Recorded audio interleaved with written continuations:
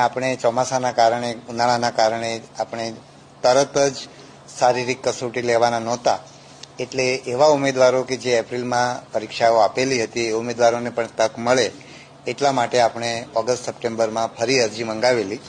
તો જે અરજીની વિગતો છે, તો એપ્રિલ મહિનાની અંદર પીએસઆઈની કુલ 4,47,000 જેટલી અરજી આવી હતી અને લોકરક્ષકની છે 9,70,000 જેટલી અરજી એપ્રિલ મહિનામાં આવેલી હતી.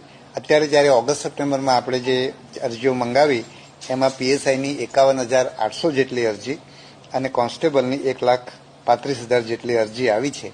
એટલે હવે જ્યારે બંનેની એપ્રિલ અને ઓગસ્ટ સપ્ટેમ્બરની અરજી ભેગી કરીએ તો પીએસઆઈની 4,99,000 જેટલી અરજી થઈ છે અને કોન્સ્ટેબલની 11,05,000 જેટલી અરજી અત્યાર સુધી આપણને મળી છે અને ગઈકાલે અરજી કરવાની છેલ્લી તારીખ હતી. નવેમ્બર મહિનામાં આપણે એની શારીરિક કસોટી